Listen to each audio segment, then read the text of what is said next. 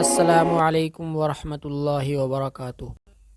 حضرت محمد صلی اللہ علیہ وسلم کے 4 رضائی بھائی بہن تھے،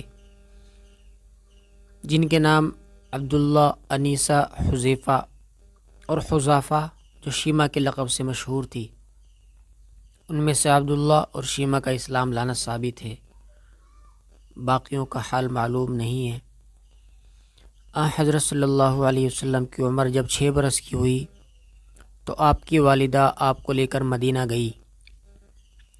چونکہ آپ صلی اللہ علیہ وسلم کے دادا کی ننیحال خاندان نجار میں تھی، وہیں ٹھہری۔ اس سفر میں ایمن بھی ساتھ تھی، جو حضرت صلی اللہ علیہ وسلم کی دایا تھی۔ مورخین نے لکھا ہے کہ آپ صلی اللہ علیہ وسلم کی والدہ اس ننیحالی رشتے کی وجہ سے مدینہ گئی، لیکن یہ رشتہ دور کا رشتہ تھا۔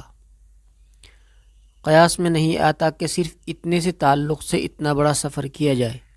مورخین کا یہ بیان صحیح ہے کہ حضرت آمنہ اپنے شوہر کی قبر کی زیارت کے لیے گئی تھی، جو مدینہ میں دفن تھے۔